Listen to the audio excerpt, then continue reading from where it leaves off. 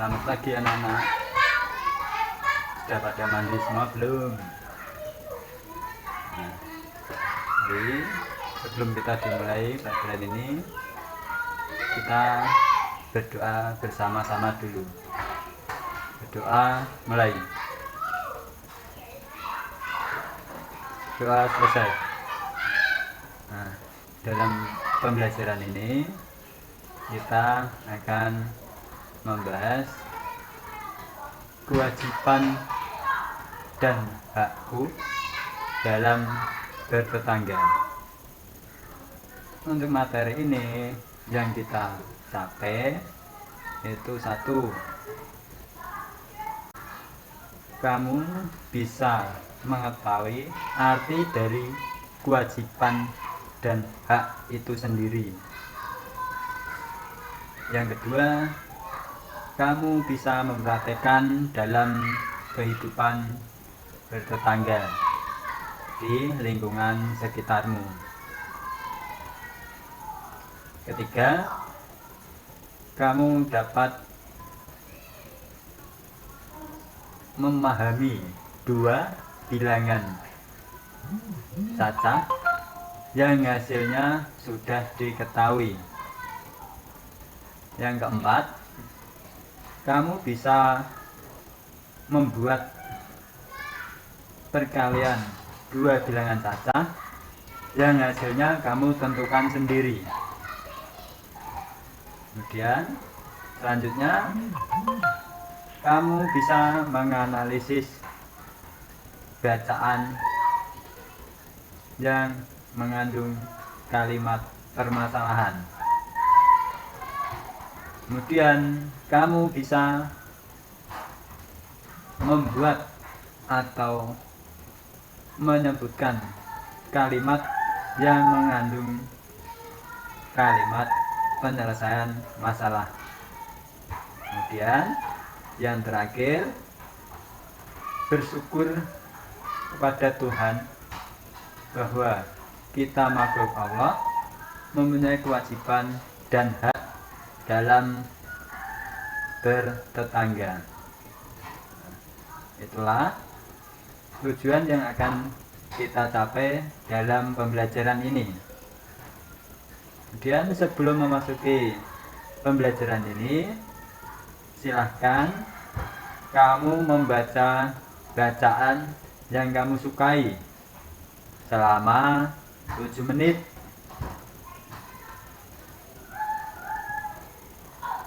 Kemudian setelah itu kamu masuk lagi ke Google Meet. Nah, sekarang kamu boleh membacanya. Nah, sudah membaca. Nah, sekarang sebelumnya kamu perhatikan yang ada di dalam video ini. Masuki musim penghujan, banyak nyamuk berkeliaran di lingkungan tempat tinggal Anda. Mengapa hal ini bisa terjadi?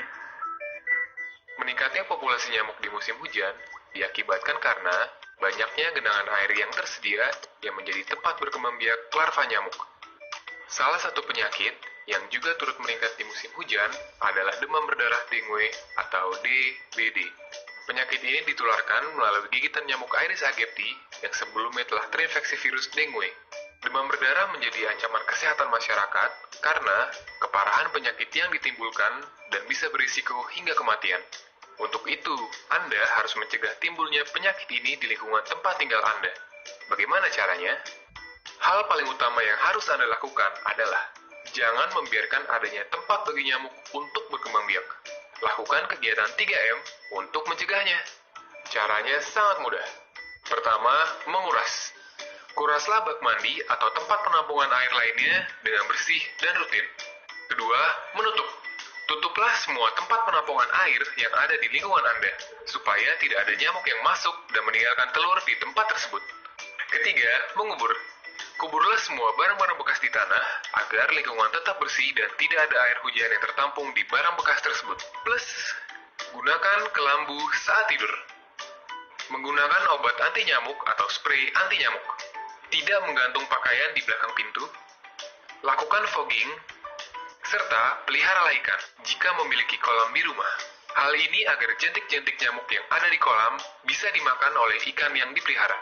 Mencegah lebih baik daripada mengobati. Yuk, lakukan gerakan 3M+, sebagai upaya awal mencegah DBD sejak dini. Dan kamu buka halaman 130. Itu ada bacaan wabah demam berdarah. Sudah tahu isi bacaannya itu tentang apa? Sudah. Coba ini bacaan itu tadi judulnya tentang apa? Siapa yang terserang penyakit demam berdarah itu tadi? Siapa yang menolongnya? Dan bagaimana ciri-cirinya orang yang terserang penyakit demam berdarah? Siapa yang tahu? Kemudian dalam bacaan itu tadi, untuk memberantas sarang nyamuk yang dilakukan apa saja? Siapa yang tahu? Nah, jadi yang dilakukan itu ada 3M. M yang pertama menguras, M yang kedua menutup, M yang ketiga mengubur, dan dilakukan pengasapan. Itulah inti dari bacaan wabah demam berdarah itu tadi. Nah, kemudian itu ada pertanyaan. Coba kamu kerjakan di dalam buku tulis kamu selama 10 menit. Kemudian setelah 10 menit kamu kembali lagi ke Google Meet lagi. Ya, siapa yang berani menjawab pertanyaan nomor 1? Kemudian amatilah bacaan wabah demam berdarah itu tadi. Kemudian garis bawahilah membawa pensil mana kalimat yang menyatakan tentang kewajiban. Kemudian hak apa yang didapat setelah melakukan kewajiban. Sekarang sudah tahu? Siapa yang berani mengemukakannya? Tentang permasalahan yang ada di teks itu. Siapa yang berani menyampaikannya? Jadi kewajiban apa yang dilakukan? Hak apa yang didapat? Dan sekarang nomor 333. Siapa yang berani membaca? Nah, coba sekarang kamu membuat rencana pertanyaan ini tadi. Nah, coba sekarang kamu buat atau rencanakan kalimat apa yang akan disampaikan kepada Dayu, dan kalimat penyelesaian masalah itu. Coba kamu kerjakan selama 5 menit. Coba siapa yang berani membacakan soal cerita itu? Siapa yang berani? Nah, sudah. Nah, sebelum kamu menjawab pertanyaan ini, kamu perhatikan di layar tentang perkalian dua bilangan yang hasilnya sudah diketahui. Titik-titik kali titik-titik sama dengan 100. Jadi 2 kali berapa hasilnya 100, yaitu 2 kali 50 sama dengan 100. Dan yang kedua, titik-titik kali titik-titik sama dengan 100. Jadi sini 4 kali titik-titik sama dengan 100. Jadi 4 kali 25 sama dengan 100. Titik-titik kali titik-titik sama dengan 200. 2 kali titik-titik sama dengan 200. Jadi 2 kali 100 sama dengan 200.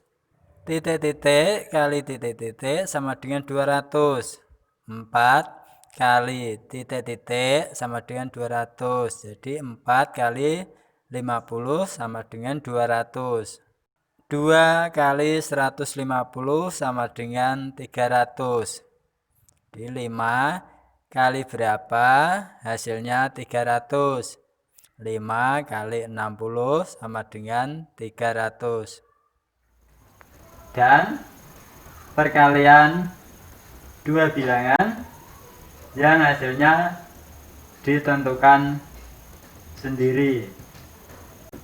Sudah paham? Kalau sudah paham, silakan kamu mengerjakan soal itu, dan ada soal di bawahnya itu soalnya percakapannya itu sama, tetapi bilangannya berbeda. Coba kamu tentukan sendiri. Yang lain? Ya, betul. Dalam pembelajaran ini kamu sudah mengetahui tentang apa saja. Siapa yang berani bercerita di sini? Ya, jadi dalam pembelajaran ini kita bisa mengetahui bahwa kewajiban itu adalah sesuatu yang harus kita laksanakan.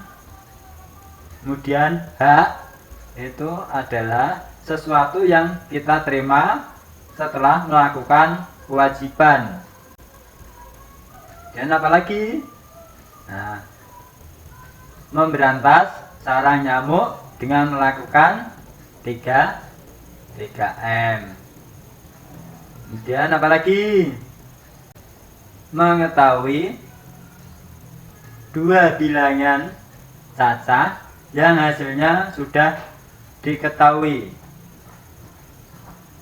Dan yang terakhir, kamu bisa membuat perkalian dua bilangan yang kamu tentukan sendiri. Itulah dalam pembelajaran hari ini. Kemudian kamu di rumah belajar dengan sungguh-sungguh.